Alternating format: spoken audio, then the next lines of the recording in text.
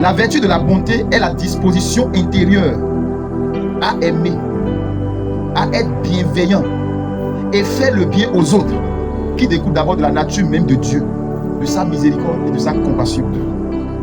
Alléluia. C'est ça la vertu de la bonté. Dieu est bon. Dieu est bon. Et quand Dieu t'accorde la grâce de découvrir ses bontés, c'est fini. Tu ne vas plus jamais perdre ta joie de vivre. Est-ce que vous voyez? Donc la bonté de Dieu, elle est une disposition intérieure. C'est une qualité d'une personne qui fait preuve de bienveillance envers les autres. La bonté de Dieu. Gloire à Dieu. Et quand vous allez plus loin, la bonté rend le cœur généreux, soucieux du bonheur des autres, nous rend utiles aux autres, serviables et disponibles pour eux. Quand la vertu de la bonté t'anime, tu ne remarques même pas l'ingratitude des gens. Parce que tu ne le fais pas à ces personnes, mais tu le fais à Dieu. Tu le fais à la nature créée à la ressemblance de Dieu en face de toi.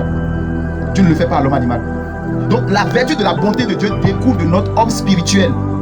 Et le contraire, l'opposé de cette bonté, c'est la méchanceté. C'est la dureté du cœur. Et cette dureté du cœur émane de notre homme animal. Naomi a perdu qui? Son mari. Ils n'étaient pas allés dans la ville des Moabites pauvres, mais ils étaient riches, ils étaient remplis de bénédictions. La Bible dit que la famine que Naomi fuyait à Bethléem l'a rattrapée, et ainsi son mari mourut et ses deux enfants. Or les deux enfants ont chacun d'eux une femme. L'un s'appelle Orpa et l'autre s'appelle Ruth. Gloire à Dieu. Je voulais te faire remarquer et te faire ressortir les vertus de la bonté de Ruth et plusieurs autres vertus qu'elle a manifestées, qui lui a donné un héritage. Un héritage et une bénédiction. Plus tard, Ruth est devenue l'arrière-grand-mère du roi David, d'où Jésus est sorti. Quand je vous parle des vertus de Dieu, c'est de Dieu lui-même que je vous décris. Puisque la Bible dit, quand Dieu a créé, le premier jour, il dit que c'est bon.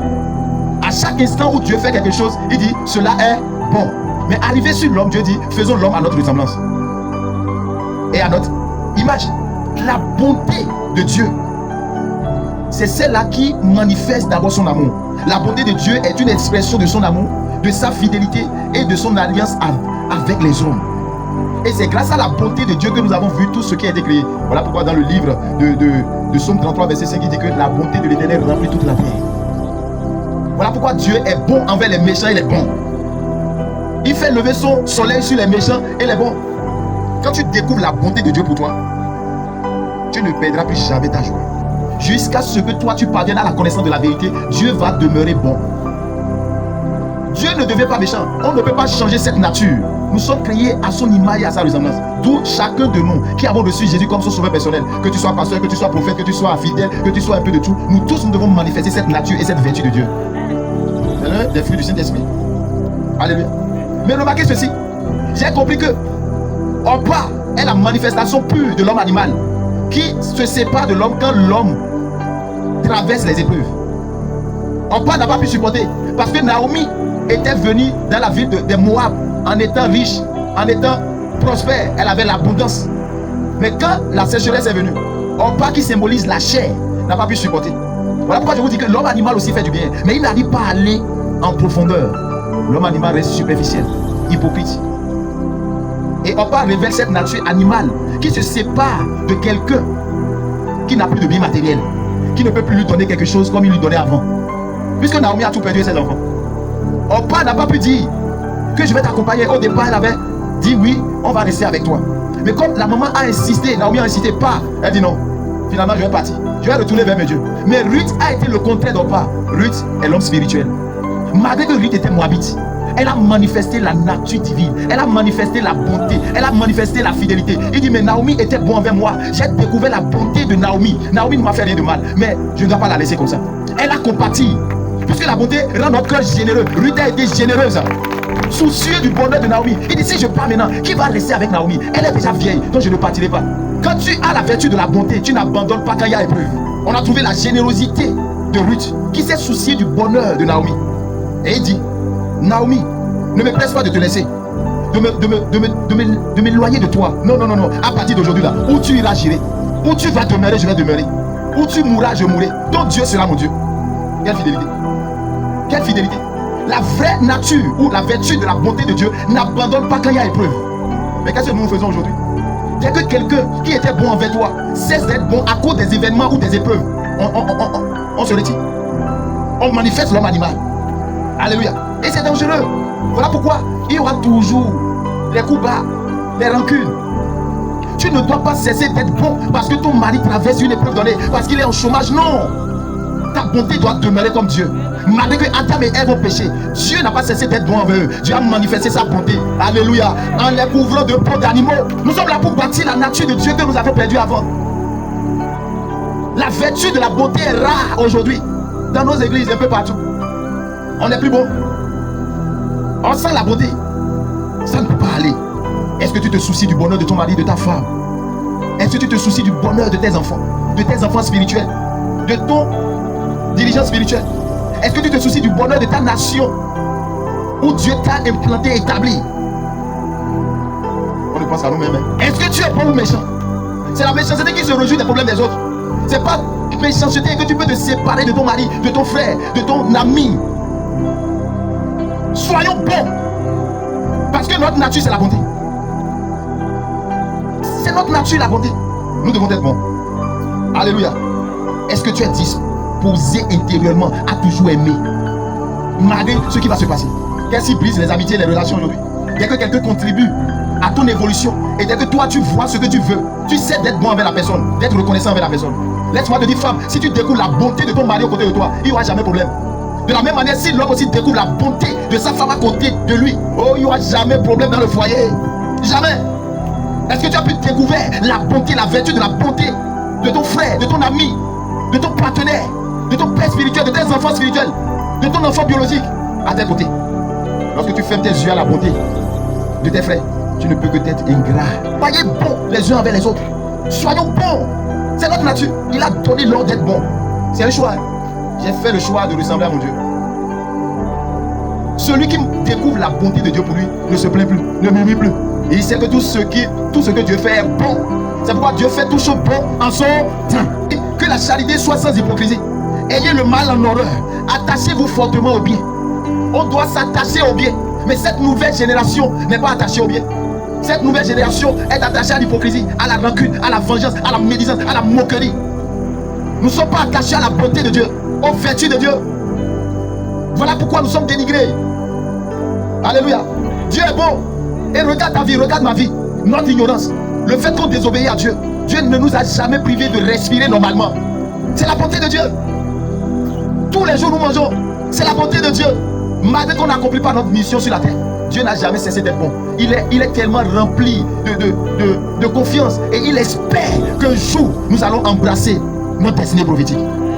Si Dieu a été bon avec toi, tu as l'obligation d'être bon avec ton mari, d'être bon avec ta femme, d'être bon avec tes enfants, d'être bon envers tout le monde. Il dit soyez bon. Est-ce qu'il a exigé là où ta bonté ira? Aujourd'hui, parce que tu n'as pas découvert la bonté de ton frère, tu peux le critiquer. Si tu sais que ton frère est bon et il est utile, parce qu'on a dit que la bonté nous permet d'être serviables. Alléluia. Par la vertu de la bonté, nous sommes disponibles à être serviables. Nous sommes disponibles au bonheur d'autrui. Et Dieu a toujours cherché notre bonheur. Voilà pourquoi il a créé le jardin d'Éden avant de mettre l'homme dedans. Malgré ça, l'homme a péché, l'homme a désobéi. Mais Dieu n'a pas rejeté l'homme. Dieu n'a pas rejeté l'homme. Dieu a encore couvert l'homme du peau d'animal. Mais qu'est-ce que nous faisons aujourd'hui? Fais erreur de tomber, on te lapide. On te crucifie à jamais. Parce que d'autres personnes n'ont pas remarqué la bonté de Dieu dans la vie de leur femme et de leur mari. Ça a causé divorce. Lui t'a dit non, Naomi, tu as été tellement bon envers moi. Tu ne m'as pas causé de tort, mais je ne peux pas te laisser. Dans ces moments difficiles pareils, je ne peux pas laisser. Qu'est-ce qui se passe, les amis? C'est que quand un ami traverse les moments difficiles, qu'il a déjà supporté quelqu'un, et la personne à son tour devait dire non, être bon, il abandonne son ami. Lorsque l'ami fait tout possible pour se relever, il ne retourne plus vers lui. Est-ce que tu découvres la bonté et la valeur de ton mari, de ta femme, de tes bienfaiteurs, de celui-là que Dieu a mis à tes côtés? Soyons bons! La vertu de la bonté est rare aujourd'hui. Nous voulons être bons de façon circonstancielle, comme on part. Et quand ça goûte là, ça finit là, on change de direction. Nous ne soyons pas comme ça. Même dans les épreuves, sois bon, ne change pas. C'est ça la fidélité, être constant. Gloire à Dieu. Et la bonté, je viens de le dire, rend notre cœur généreux, soucieux du bonheur des autres, nous rend utile aux autres. Est-ce que tu es utile pour ton prochain? Or, tu as un cœur méchant, tu as un du cœur, tu ne pardonnes pas. Est-ce que tu as découvert la bonté de ton mari? Chaque être humain sur la terre a une bonté que nous devons découvrir. Ne méprise pas ton prochain. Ne rabaisse pas ton semblable. Tu auras mal fait. Si ton ennemi a fait, donne-lui du pain à manger. Est-ce que Jésus n'a pas répété la même chose? Donne-lui à manger s'il a faim. S'il a soif, donne-lui de l'eau à boire. Mais tu économises simplement. Tu as oublié qui t'a donné la connaissance, qu'il a fait ta connaissance. Tu as oublié que vous étiez ensemble au départ. Tu as oublié tout ce qu'il a fait pour toi. Vice versa. Je dis vice versa. Que ce soit pour l'homme, que ce soit pour la femme, que ce soit pour les fidèles, que ce soit pour le pasteur. Tu as oublié quand le pasteur jeûnait pour toi. Tu as oublié quand Dieu l'amenait dans ta maison, il priait, il disait, ça va aller, du courage, ça ira, les coups il prenait. Et quand c'est fini maintenant, tu as décidé de l'écarter. Tu es simplement méchant. Non, nous sommes pasteurs, quand il y a des problèmes, on prie. Mais quand il y a de l'argent, on est des voleurs de dîmes. Quelle méchanceté! Quelle méchanceté! Ne cesse pas d'être bon à cause de la trahison et l'ingratitude de quelqu'un. Voilà pourquoi je le dis toujours. Je ne sais pas qui sera mon bonheur. Voilà pourquoi je fais le bien. Tu peux ne pas être reconnaissant. Ça ne me regarde pas. Toutes les personnes qui viennent devant moi, je serai toujours la même personne. Et je vous le dis ici. Vous n'êtes pas les premières personnes avec qui j'ai partagé la parole de Dieu. Il y a des gens, frères, avant que je ne vous connaisse. Et si j'allais compte tenu de ce que j'ai subi des hommes, de la trahison des hommes, je n'allais même pas dire bonjour à quelqu'un et prier pour quelqu'un. Pourquoi? Parce que la nature et la vertu de la bonté de Dieu en moi m'empêchent de manifester l'homme animal. C'est pas le Saint-Esprit bien-aimé. Sinon moi-même je ne peux pas. Je ne peux pas. Tu peux trouver quelqu'un qui te dira aujourd'hui, ou une femme, ou un homme te dira, ou un ami te dira, où tu iras, j'irai. Ton Dieu sera mon Dieu. Là où tu mourras, je mourrai. Hey!